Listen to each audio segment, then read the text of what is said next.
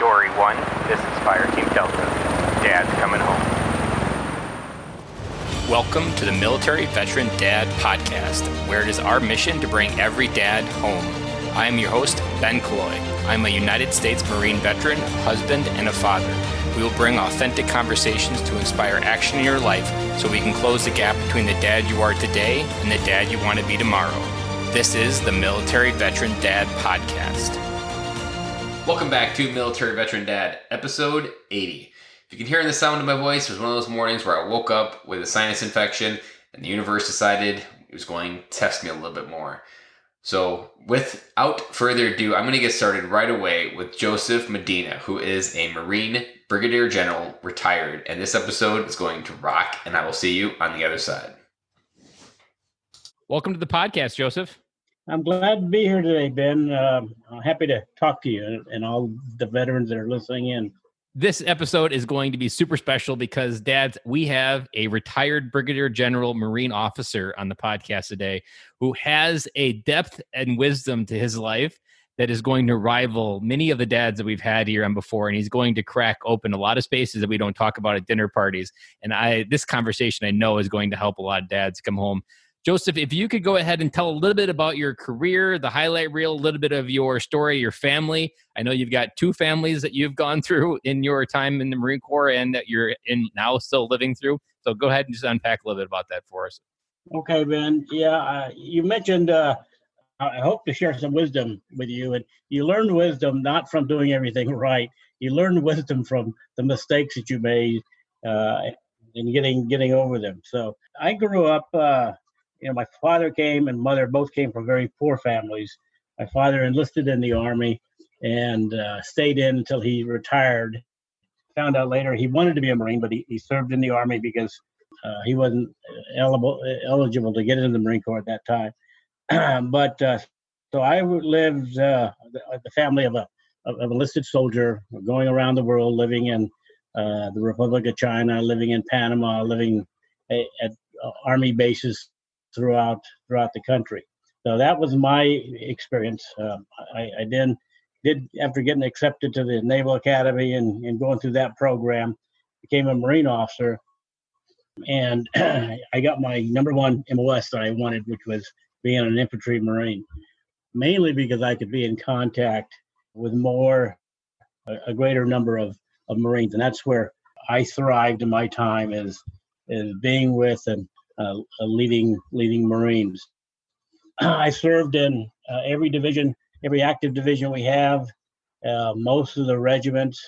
I was the battalion commander in Regimental XO for 2nd Marines, regimental commander for 3rd Marines, company commander in 4th Marines, company commander and operations officer in Marines. I was battalion commander assigned with the 6th Marines at some period of time, and also with the 9th Marines at Camp Hansen twice. So as you see, I've been around. I did 5 tours in Okinawa. I did command. My second to last command was actually with Expeditionary Strike Group 3. We made a deployment to the North Arabian Gulf and did some operations during the 2004 time period. From there, I went to the base where I commanded the base, Marine Corps Base Camp Butler in Okinawa. That was my final assignment in Okinawa, and then went back to the FMF side and the MEV commander and deputy MEV commander for 3 MEV, and for a short period of time the division commander in Marine Corps for the GE and another group called the LA group, managing field engineers, where I did a lot of what I did in the Marine Corps. I recruited, trained, and then deployed field engineers to various hotspots in the world to take care of a problem. So for me, it was a lot of similarity with like being a Marine. So that's my background, Ben. What about your family? What did your family look like through all of those different tours? While I was a Marine, I had 2 kids, one a major, and we traveled throughout different parts of the world. I made several deployments with my kids, 1 boy and 1 girl, and aside from UDPs, a time at Guantanamo Bay. I did one of my trips to Iraq in the North Arabian Gulf that time with kids. There are a lot of difficulties, being separated. It is very tough when you're married and you have to leave your wife. And you have to leave your children for 6 months to a year, or for any length of time. Got out. I I have been remarried now and have another set of kids. And I did travel up until recently. I did travel fairly often, but it was a lot different. I normally travel during the week. I was normally back at least during the weekend, so I wasn't gone for extended periods of time. That part isn't there. I very seldom miss any key dates. I could plan around them, like birthdays and holidays. But in the Marine Corps, even if you're not deployed, for example, I was with 5th Marines for 3 years one time, from 85 to starting about 85 to 88. We bought a house out in that area. And although I was there for over 3 years, my diary reflected that I slept in my house less than 100 nights. That's just a little over 3 months in 3 years, because the 2 deployments to Okinawa was one thing, and then we went out to the 29 Palms twice for CAXes and multiple other times. We were out in the field all the time doing different field training exercises, etc. The amount of time you're gone is a lot, and you miss a lot of milestones with your kids, and that becomes pretty hard to do sometimes. How'd you work through, because as dads, that guilt can really kick in and eat us up on the inside. How did you balance being strong and strengthful towards your Marines at the same time recognizing you have an inner battle of being human on the inside? That's a dichotomy sometimes that you have to master, and it's tough to do. You do have to be strong, but at the same time, I've always felt that I didn't treat my Marines as if they were my subjects. I treated my Marines as if they were, generally speaking, my younger brothers and cousins and nephews. So yeah, you still have to be the disciplinarian, but not. I see good discipline is when people do things and it's not, the punishment is not really discipline to me. So that's the one thing. But it is one example though that I would bring to mind. And when I was the base CG, the base inspector general worked for me, and one time he came in and said, he wanted to alert me to a problem that one of the Marines on the base was having. Now, he wasn't one of my Marines. He was a sergeant major assigned to one of the MEF units at the time. And I knew the sergeant major, and I knew the unit. It was one of the battalions there. And the sergeant major had already made a deployment with the battalion, and was getting ready was planning for the next rotation, was making another deployment with the battalion. And the problem was he was having family issues that had rise to the attention of the inspector, the base IG. And one of his sons was having problems in school. And those types of problems eventually sometimes rise to the IG level if there's an issue and that sort of thing. Since I knew the sergeant major and I knew the battalion commander, I asked him to visit me in the office to talk about the issue, which I did. He had such a close relationship with his battalion commander, he asked to bring him along too. So he did. So I did talk to the sergeant major in private, and I talked to the battalion commander as well, and said, most Marines will recognize that. They see Marines that are just gung-ho and will always spend their time out there. And there's sometimes they've got to pull back and spend time with their family and at home. I took a lesson in another regard from that when I was working at 2nd Marines. The regimental commander, who remains a lifelong friend to this day, would never come into the office before 8 o'clock in the morning. Sometimes it was 8:30 when he would show up. He wouldn't show up unless there was an event, a major event that he was involved in. And anybody knows this guy. And he also normally left fairly early, 1630, 1700. If anybody that knew this Marine knew that, he did a lot of work aside from that. But his point, his lesson to me, goes for our Marines too, is if he's in the office, other people will make sure they're in the office before him. And if he stays late, they're going to stay late just because of him. He would rather make sure pushing them out to spend time with their families. And that's one thing, both in the military side and the civilian world, we need to make sure that we're taking care of our people, making sure they have time to take care of their family and their family needs. A Marine's family is having issues. You may think you're getting 100% out of that Marine, but you're not. And the other thing is it may eventually get rise to the problem, like I mentioned with the Sergeant Major, that his son was soon to be going to get kicked out of school, potentially get arrested by local authorities for different things. So those are types of things that he personally needed to be involved in.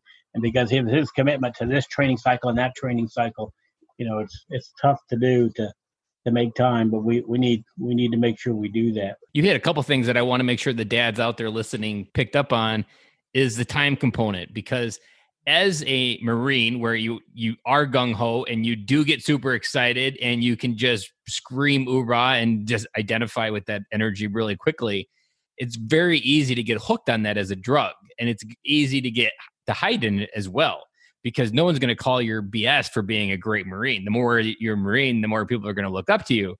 But you can also use that to hide. There's several Marines out there listening to this, or anybody in the military that probably uses their active duty to hide from whatever is at home that really scares the hell out of them.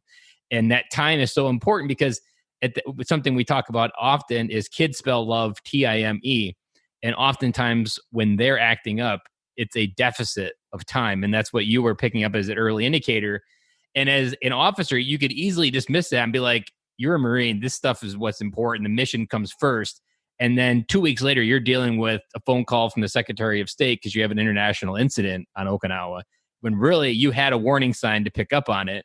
And that's what you need to have, that sixth sense as an officer or anybody that leads other people. Because if people aren't connected at home with their family, they are not going to be connected at work. And if they are appearing to be, it's just a facade, and they've just gotten really good at looking like it's all together.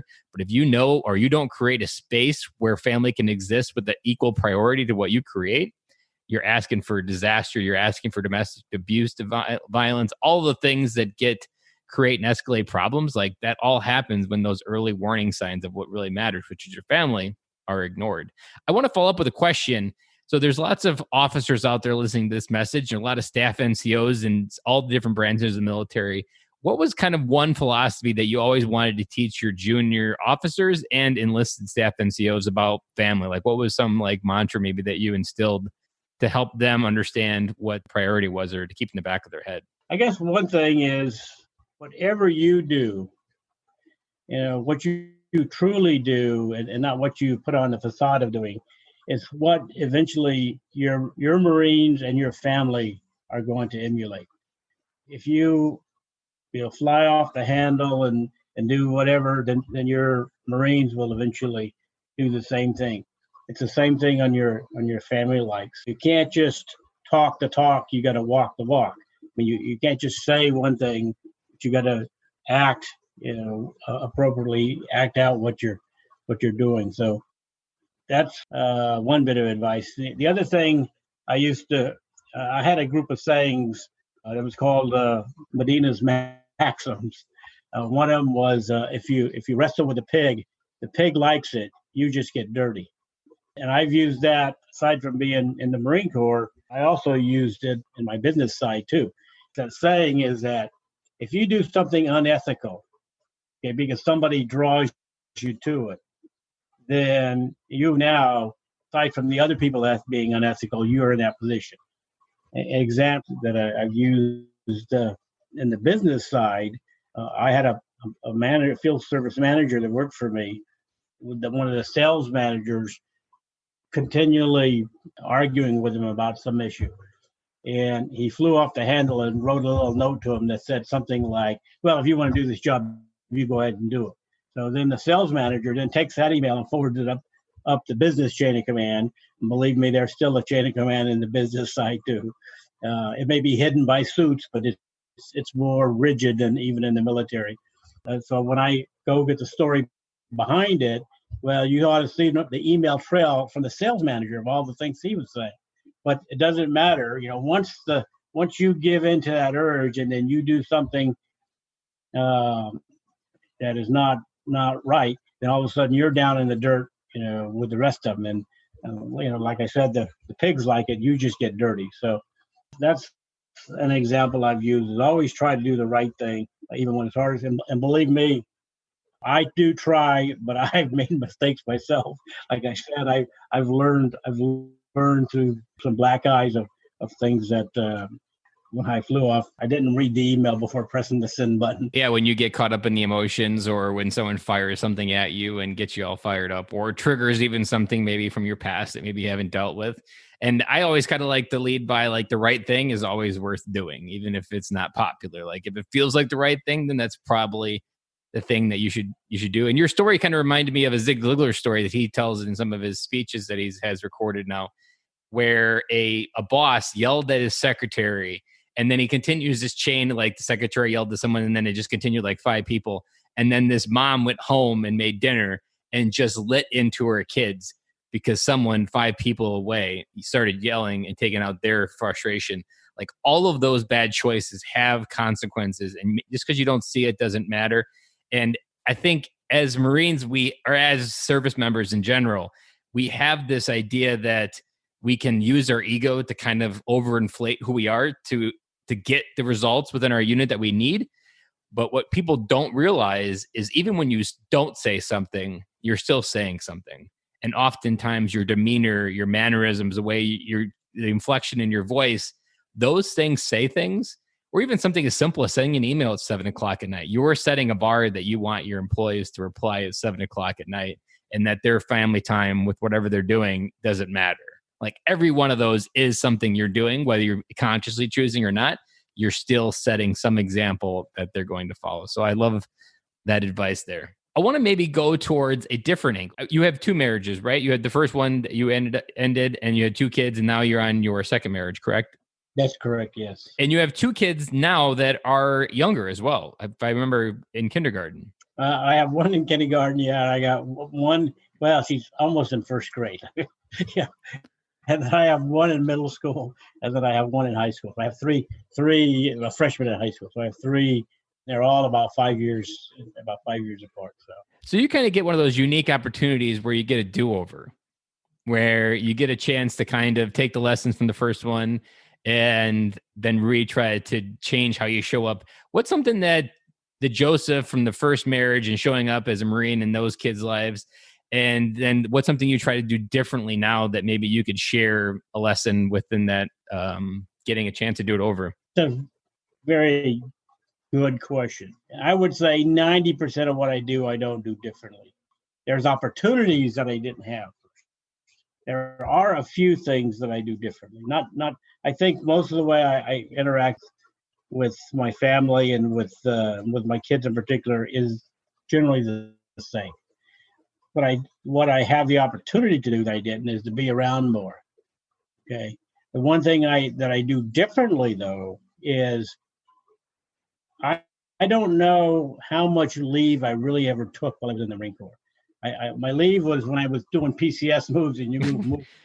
We're all in a U-Haul driving across to wherever the Marine Corps told us to go. And when you get out of the Marine Corps too, you lose your leave after 60 days, I think it is, unless you have combat save leave, then they pile it up.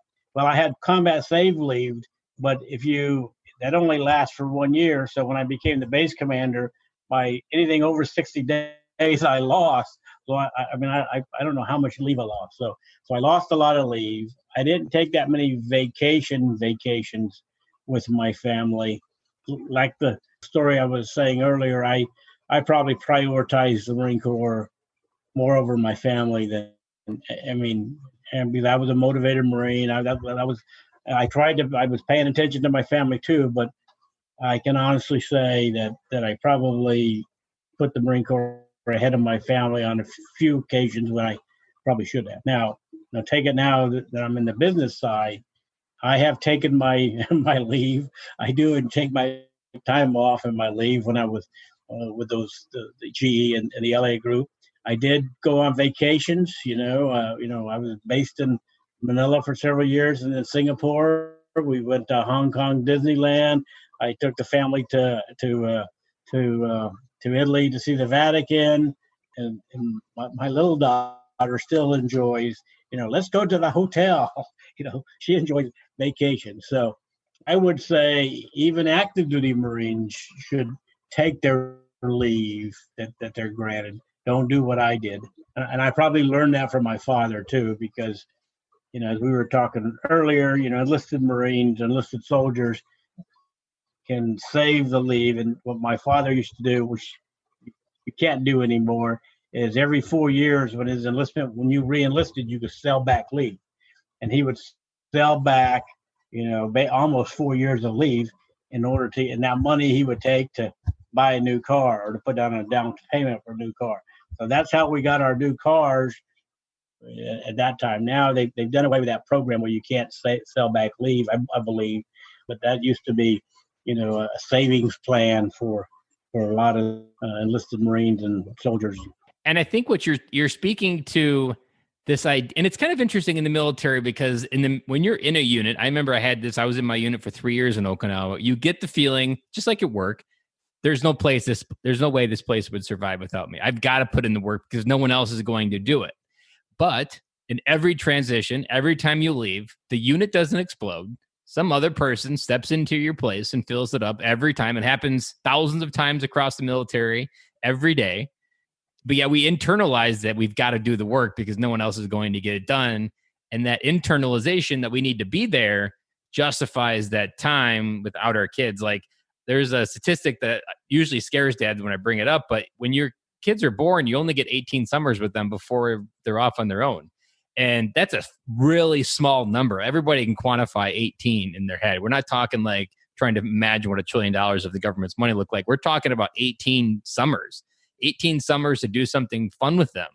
And if you figure it out when they're 18, that like all of that's gone, like that's 18 times you had a chance to invest, take a vacation. And it doesn't have to be complicated. Like we took a vacation last summer to Florida, and my kids talk more about the airplane ride than they do about the resort that we stayed at on the beach. They'll always find the fun in the little things. And we have to make sure that time investment is there, because what we also forget is the commitments to the Marine Corps and everything else work. It's all temporary. It has a timeline of an end date. No matter where you're at some point it will end.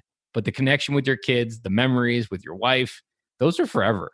And we don't frame life often enough like that the priorities reply, how far have I committed? Well, I've committed to my wife for the rest of my life. So that needs to be number one. My kids, that relationship is going to be with me till the day I die. And that needs to be number two. And then everything else can be after that. But the other commitments are just temporary. Our service in the military is temporary. Our service in a corporate job, it's all just temporary and it can all go away. But your commitment with your family is the one that keeps on going. Yeah, you had two key points, I believe, Ben. One of them is, it's the quality time that you spend with them.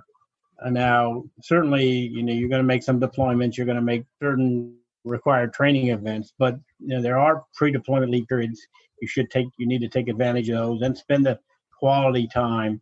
One of the two fondest memories I have with my son, my older son, is first when he was, 7 years old, 6 years old, 7 years old, teaching him to ride the bike.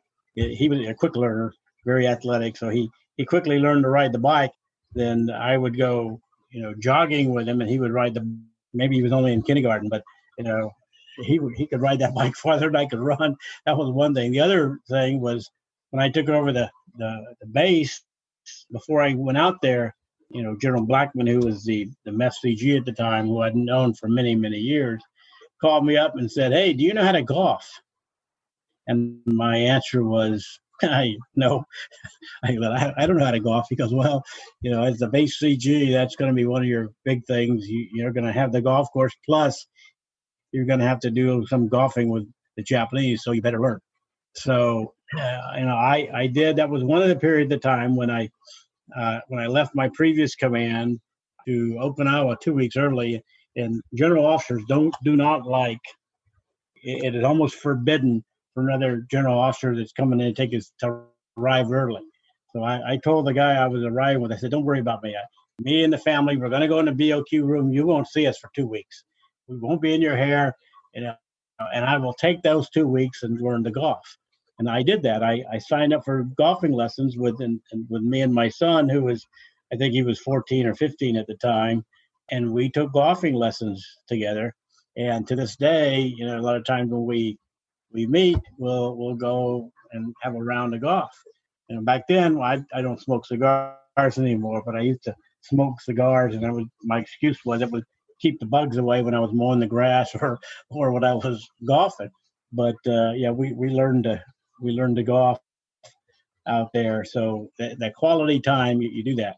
The other thing you mentioned is the feeling that you're invincible, that you're indispensable. And if you are indispensable, then your organization's got a problem. But there are a lot of organizations that feel that way. The leader, the manager or the leader feels he has to control everything. And that's waiting. The units that I've seen that have the most difficult time in a crisis situation are those that have been overly controlled by one or two people. And when I was the regimental commander, I had great battalion commanders. Several of them are general officers right now, had been my battalion commanders, including Jody Osterman and Castelvi and a few others. But I had one who I won't mention, tried to manage and control everything that was going on in his battalion. And we went out for a field exercise once. I gave him a tactical problem to go do. And, he was trying to stay up for 4 days at a run. He wasn't going to go to sleep, so, and I told him his unit, his battalion was having problem functioning because they would function better if he weren't there than if he was there, because he was trying to control it. He's trying to control everything slowed down. So it's the same thing. You need to, like I mentioned before, the regional commander that came in late and went home early, but he was trying to get his people to basically push leadership management down, let others do their job, and then have more time with their family as well. That story reminds me of the supply officer from Heartbreak Ridge. Yeah, the guy who became unfortunately, those people sometimes do exist, but it's worse in the civilian and the private sector.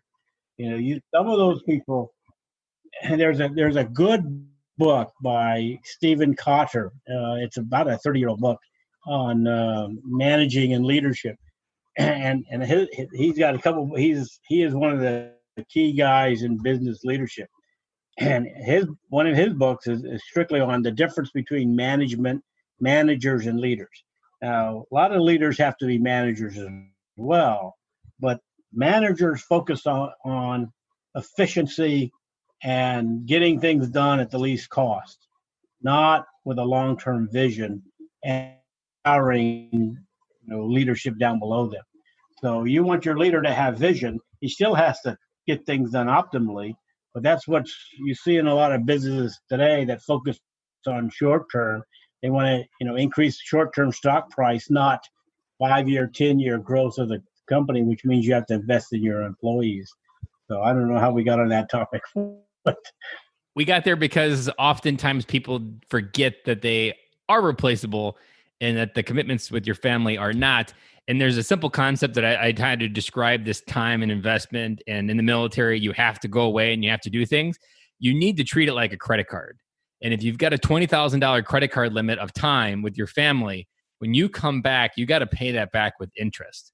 And if you don't, it'll eventually go bankrupt. Eventually, that card can no longer have any more time borrowed. And either you get ejected from your family's life, or you end up getting in a life that you don't actually want. You don't even know how you got there, but it's that credit card of time, and you can borrow from it. Like you're required to in the military. That's what the military sets you up for, but you have to pay it back with time. And if you always think of it as a credit card, it's always something you got to make that payment on. It's not just about the minimum payment. It's about making sure you pay back that entire loan with the interest that you borrowed, because that's really where you can make sure that you're living that balanced life, and that on the other side of service, you still have an enriched family that understands you and connects with you and isn't something that they want to not have anything to do with you, because you've always been there. And when you were home, they remember how present you were, and they understood when you had to go away, but they were looking forward to when daddy came home, because that's when he comes in. That's when he shines. That's when he steps into his best self. And that's when you can really step into that, still be the best version of yourself as a dad, but still honor the commitment that you have to do part of your military service. That's a good analogy, but I also would add, it is very difficult sometimes, and especially in the last several years when we've had continuous operational deployments and combat deployments into Afghanistan and Iraq. When you come back from a training evolution, it's a lot easier to disengage than when you come back from an operational deployment, particularly a combat deployment, and that becomes rather tough. I heard somebody say once, when you're over there, you continue thinking about being home.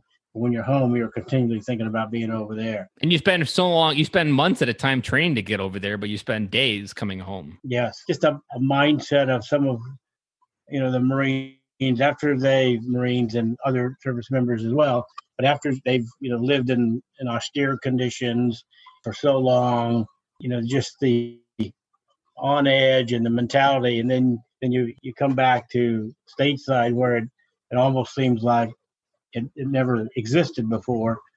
It is difficult, and that's one reason we're having problems with family issues, with suicide, and that sort of thing, and that's a hard thing to deal with. I mean, I had at my job that I recently had with Elliot, where I handled global field services.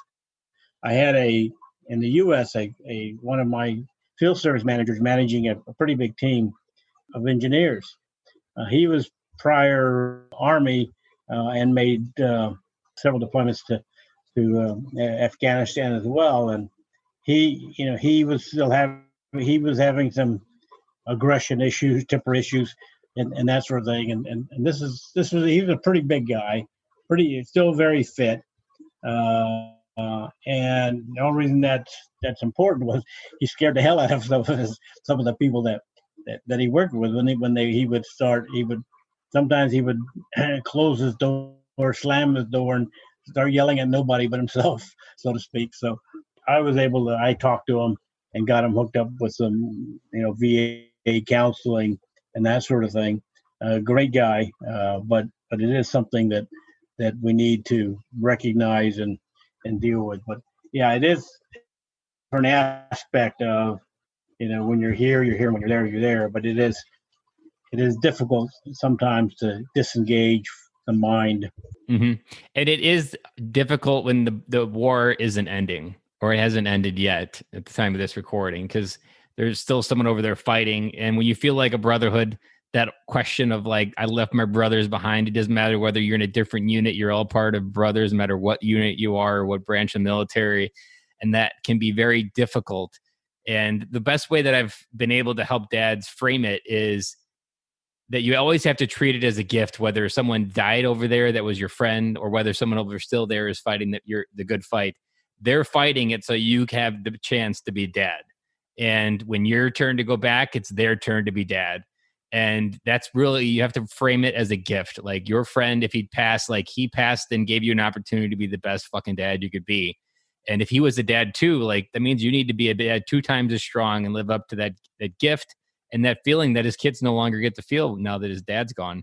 And you can use your opportunity as a dad to really take everything that's sad that happened and really take it as a gift. Like, I have an amazing opportunity that my brothers have given me to be an amazing dad, to step in, to create an amazing adult. And that can really give you that peace to move from like, why did it happen? But like, okay, this is something that I can move forward with to be a great dad and create good adults. Yeah, it's also very difficult for the children too. They that have parents that are over there. Sometimes it's difficult just to be separated. I know there's a lot more mothers that are serving nowadays, and that is, and in fact, my wife's got a good friend that's an army nurse, and she has got a couple small children. She when she goes out on her training evolutions, or she went on a very short deployment, but still, she's leaving small children at home. And if you're going to a combat environment, particularly when these kids are of that age, when they start thinking about, what danger is their parents involved in. So in some ways, it helps being in a military community, like when you're in Camp Lejeune or Camp Pendleton, where the military families get together, and they can. In some ways, that's helpful to work support groups.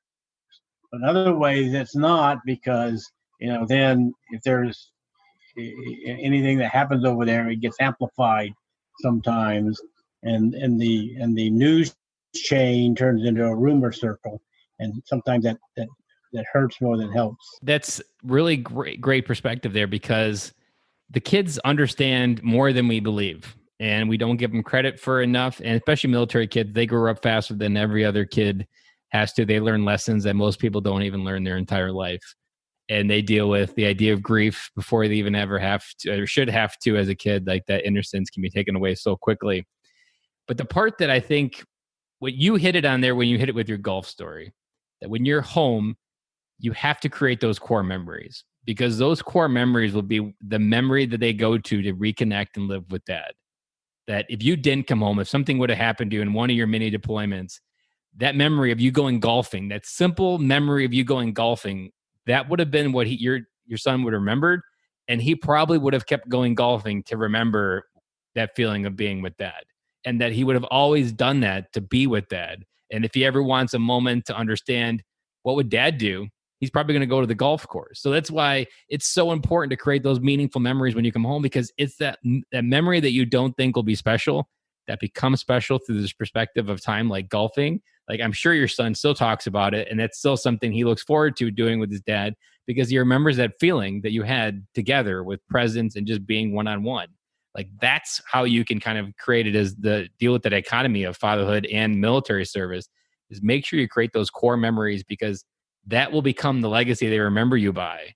And there was a dad, or a wife that I interviewed last summer. Her husband died in a naval or a scuba diving accident in Hawaii. He lived a life with no bucket list. He actually PCS'd to Hawaii on a sailboat from Los Angeles with a bunch of other guys. And like, that was always how he lived his life. And when he passed away, she essentially took that method, and they continued to live life with no bucket list. And as I was interviewing, I was like, how beautiful is that? And her kids were young, like 5 and 4 and like 6 months old. Actually, I wasn't even born yet. She was still 6 months pregnant yet.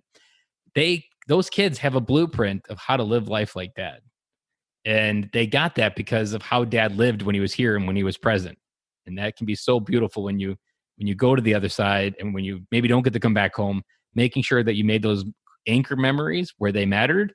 Those can be the little things that make sure your kids have those anchor points that keep on continuing them to let them know and grow up and to be good adults without getting hung up on what happened to dad. And those happen in the moments where you least expect them. I'm sure when you did that golfing, you had no idea the consequences and the positive repercussions that could happen from just learning you how to golf, so that way you could have good relations with the Japanese. But that created one of the strongest memories you probably have with your son now, that you can do together. Yeah, that's. You termed that, and I hadn't heard it before, the anchor memories, but that's very good. I mean, at the time, I did not know how meaningful that would be. I mean, we did do that training, but after that, then it always gave us something to do. When your kids are very small, yeah, there's a lot of simple things you can do with them, but when they get older, when he was in high school, and then even when he was going to the academy, when I would visit him, that gave us something we could do together, is to go golfing, where yeah, you're going to ride around in a cart together, spend a lot of time, talk, and all that other stuff. But it does give you something to do. But those anchor memories, as you termed them, are critical. I think when you look back, how you spend your time with your kids. Like right now during the pandemic with my youngest, she's still going through school, but they're doing out online classroom. So I spend a lot of time with her doing her Google Classroom. I'm her Google Classroom teacher. So that's time we can spend together. So. And they're always going to remember, like, I don't know how they're going to remember coronavirus time frame, but it's been my mission to make sure they remember as a positive one. And this journey for me really started last summer. My wife went to China and for 10 days and I took vacation. I had a good amount of vacation built up and I was like, I'm going to be a stay-at-home dad for 10 days on my own. Taking vacation was kind of my insurance policy that I wasn't going to try to work and do daycare or something at the same time, because that probably would have killed me. So I was like, I'm going to take that and so that I'm just going to go all in, not have to worry about work. But that was some of the best 10 days that I had a hangover for probably 2 months after that. Like I just wanted those 10 days back. And now in this time frame, I'm without a job. I'm living my life with my podcast and growing it as a business, getting to help my kids. Like this is the best time because I'm here, I'm present. I make sure every morning I have 2 hours in my calendar blocked off where I'm just helping them homeschool because that's more important than whatever I'm going to work on in the podcast. And a year from now, 10 years from now, they'll remember that dad was here helping me when I needed him. And you don't know when it's going to matter, but that's what matters most is that you're always trying, because at some point, one of those memories is going to be the one that they want to do for more. Yeah, that's a good point. They will always remember you for what? And that's the good question. Is it going to be for something positive or is it going to be for something negative?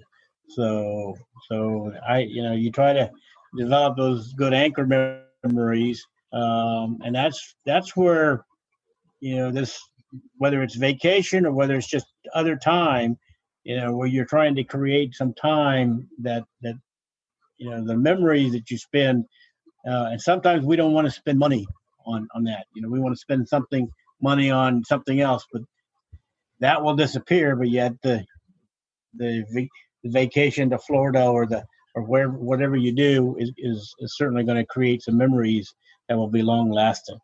Yeah, and it can go by a flip of a hat. So speaking of memories, I'm not sure where this question is going to go, and I'm not sure where, but I have a curiosity for you that I want to kind of just pitch towards you here.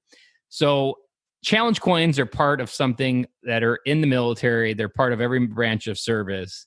When you, as a general and an officer and through all the different ranks, handed out challenge coins, did they have a special meeting that you had as a Marine yourself when you're handing them, or did you use them in a different way for your own upbringing? Did a challenge coin mean anything special to you? I have a story at the end of this of what they meant for me. So I'm interested to see what yours is first.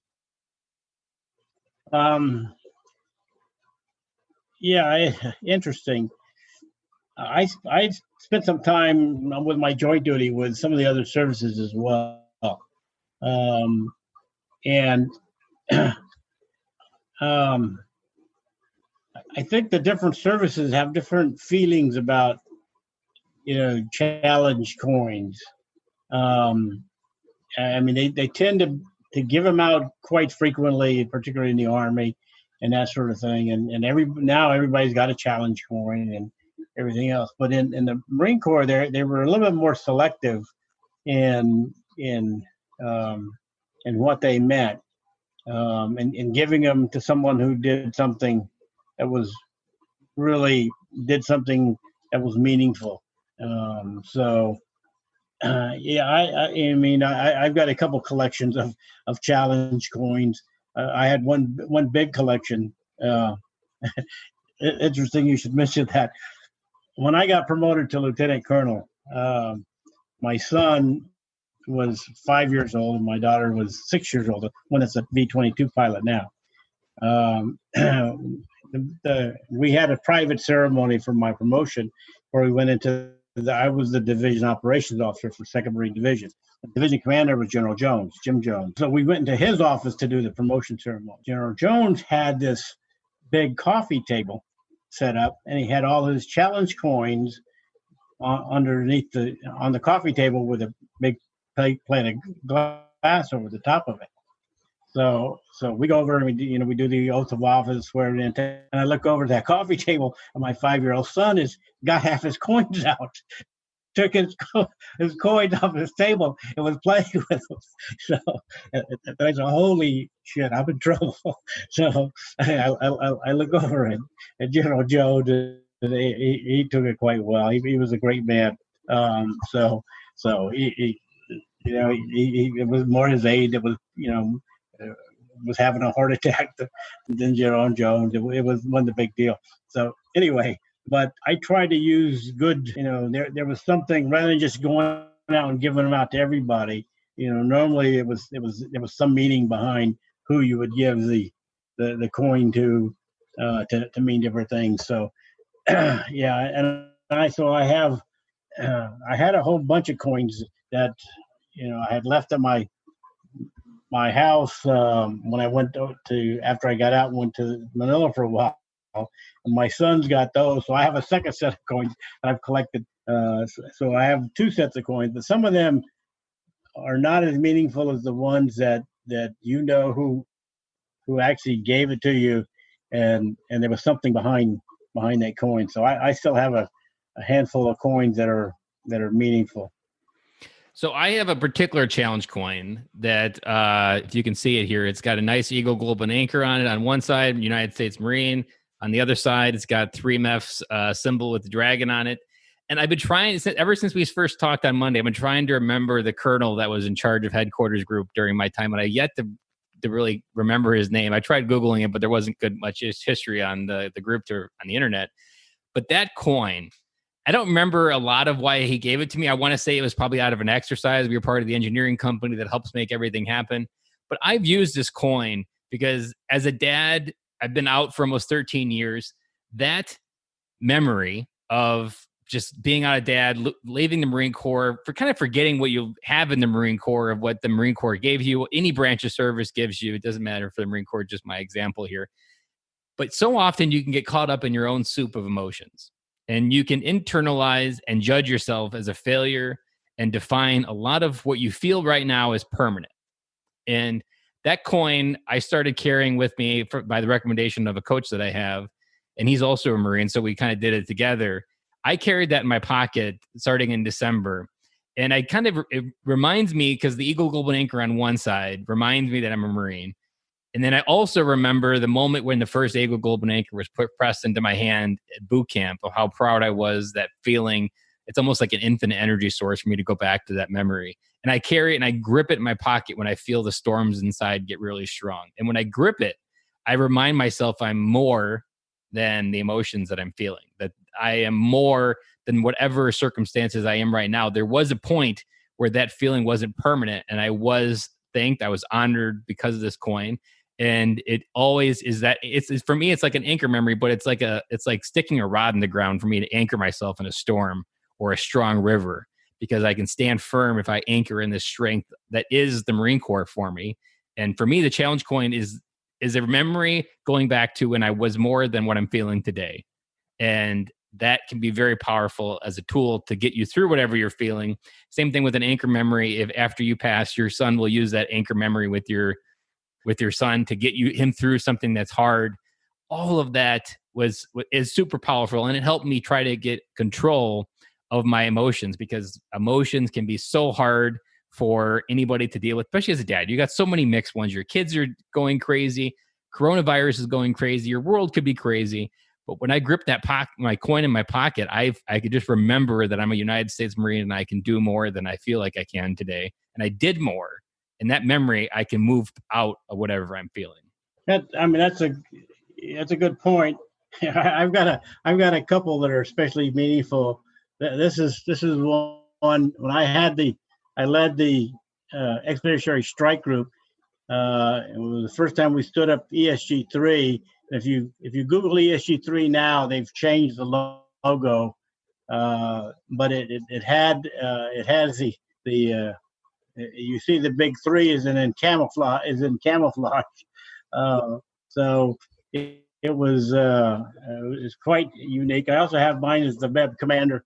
You know, but you're right. They do bring back each of those coins that I have, units that I served with are more important than just the other coins I have of various units. I mean, I have the ones the units I served with, all the way. They go all the way back with into when I first came in. I don't know when we started getting coins, but they do. A lot of them bring back memories of fellow Marines that you served with. And that's one thing that the Marine Corps has different than most other services. We were the first ones. Marine is capitalized with a big M, not a small m. Now we do that with sailors, but that was an initiative for the Marine Corps, not with the Navy. The Marine Corps started that first. I mean, they started out with calling sailors with a capital S, but we pride ourselves, even the Commandant of the Marine Corps pride ourselves in being called a Marine. If you go into some of the other services, like an Air Force officer, he doesn't really consider himself an airman. You talk about an airman, you're talking generally about a enlisted man. But I still meet up with some of my Marine friends. They say, "How you doing today, Marine?" And you take that as a compliment, whether you're private or whether you're the Commandant of the Marine Corps. Being called a Marine is something that you pride yourself on. Mm-hmm. And for me, it something I don't talk about a lot in the podcast, but for my journey, like I spent the first 10 years actually avoiding being connected with the Marine Corps. It was something that I just felt like I didn't get where I wanted to go through it. And so I just kind of ran from the whole identity. If people figured it out, it was fine. But it took me starting a side gig to really figure out, to face my veteran, my Marine Corps inner inside me, and really dive into what this podcast is now, of me head face in with the Marine Corps, in with every branch of service, helping them become great dads. But it's often something we forget. And this coin has really helped me in all of these times throughout my life now, that in the last 6 months, of just remembering that whatever you're feeling, I'm more than that. And like something as Marine, there is something there. I actually, when I first started carrying this, I did a meditation exercise and I visualized this massive amount of light coming towards me over the sunrise. And I envisioned that light as every Marine that's come before me. And I visualized it hitting my chest and flowing through my arm into the coin. And so now, as I think about that moment and I think about the energy that I have visually impacted into this coin, I have everybody that came before me. And that's going back to what Marines have, is that we're always Marine. Every Marine going back to 1776, we're all in this together.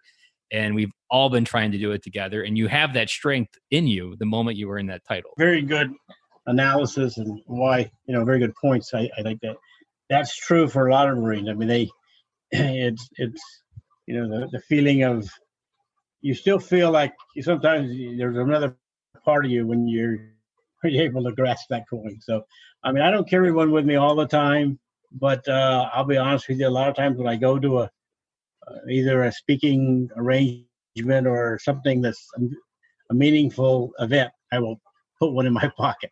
And I will carry it with me. So, well, Joseph, I really have loved this conversation. It's not very too often that I get a Marine to reminisce with and talk about. And we both, something I didn't mention earlier, we were both on Okinawa during the same time when you were the commanding officer for Camp Butler.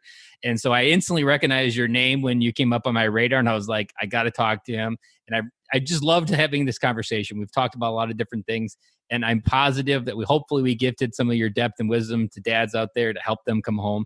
I would just want to ask one final thing. If you want to gift a piece of advice for dads, one piece of advice to make sure they get from your life into their life, what's that one piece of advice that you want to leave for military dads? That would be, I think you have to have your priorities in order. You need to make sure you've looked at your inner self, and decided you have to prioritize, what's important. And a lot of times I would gather, particularly my sergeant major or senior enlisted and my senior officers together, try to talk to them about what are their priorities. And I would always somebody who always has the Marine Corps first, if that's what he says, or your job first, if they're being truthful with you, and sometimes they are, then that's a dangerous situation for both him and the organization. So your priorities, your family and your children have to be your first priority. And if you get that out there, there was a guest that we just had recently in the podcast, and he said it beautifully, that if your family is not the first priority, there will be casualties. It's almost a certainty, and you can buy time and you can try to hide and you can try to act, but eventually that comes home to roost and there will be casualties. So if anybody wants to connect with you or follow you, where's the best place to hang out with you?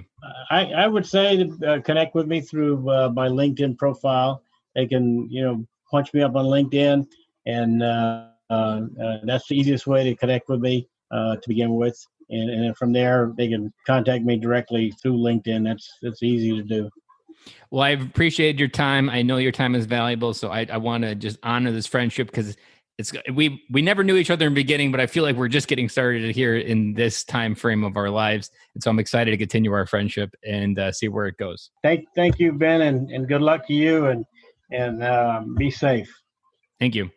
Thank you guys for listening for another episode of Military Veteran Dad. I hope you enjoyed that episode just as much as I did. I wanted to share with you some of the key takeaways that I took away from that episode. One of the things I loved, great memory, we were talking a lot about the core memories, about his story, about golfing. I really thought that was something that I'm going to keep in the back of my head as I go into my journey of being a dad, because there are so many moments where I say no and I really probably should have said yes. And those moments are probably the ones that are going to be core memories, where they're going to want something to hold on to as a memory to remind you by. But then also at the same time, like, just making sure that I'm out there doing different things, like going golfing, doing things that, like, outside the norm of the day-to-day stuff around the house. And it's so easy to get caught up in the flow of things that is life in 2020. But at the same time, we need to make sure we're doing things that are outside of that zone, because it's outside that zone where these core memories happen. And so that was one of my big takeaways from Joseph's episode here. And the meaning behind those challenge coins, that was really something cool, where we talked about, and I shared my story, and then he also shared his story. I really enjoyed kind of reminiscing that and talking about what those coins mean to Marines and how we use them in our day-to-day life. And I was also excited to hear that he also still uses it in the same way that I do, and carries it around in his pocket when he goes to do big things in life, because there's so many things in our life today that we just don't often honor, or we don't recognize that we're capable of, and we kind of pull back. And having that kind of anchor in your pocket is a great way that I use for myself in order to keep moving on different things and to keep myself anchored and going forward. But more importantly, just have the strength to keep going. So without further ado, I'm going to wrap up this episode. I hope by the time I talk to you on Friday, you get the full Ben Cloy back without the sinus infection. And with that, I will talk to you guys again on Friday.